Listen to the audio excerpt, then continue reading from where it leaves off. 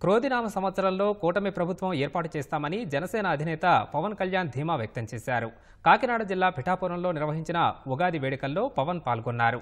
పంచాంగ పఠనాన్ని విన్నారు. ఈ కార్యక్రమంలో స్థానిక తెలుగుదేశం నాయకుడు వర్మతో పాటు జనసేన నేతలు పాల్గొన్నారు. క్రోధినామ సంవత్సరం ప్రజలకు మేలు చేయాలని పవన్ ఆకాంక్షించారు. ఉగాది సంవత్సరాన మనందరం క్షేమంగా ఉండాలి. ముఖ్యంగా రైతు క్షేమంగా ఉండాలి.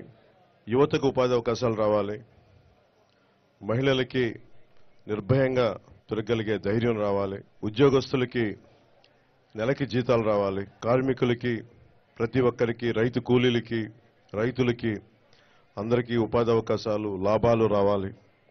ప్రతి ఒక్కరూ ఆనందంగా ఉండాలి. పురోహితిక అమ్మవారు దయతోటి, దీవెనలతోటి, ఇక్కడికి శ్రీపాద శ్రీవల్లభుడి దీవెనలతోటి, బంగారు పాపమ్మ దీవెనలతోటి ఈ రోజున ఇక్కడ మీ అందరి ముందు ఉన్నాం. సర్వమతాలు, సర్వ కులాలు, సర్వ ప్రాంతాల్లో ఉండే ప్రజలందరూ క్షేమంగా ఉండాలి. మనస్ఫూర్తిగా అందరూ బాగుండాలని కోరుకుంటూ ఈ క్రోధినామ సంవత్సరంలో మన కూటమి ప్రభుత్వాన్ని స్థాపిస్తున్నాం.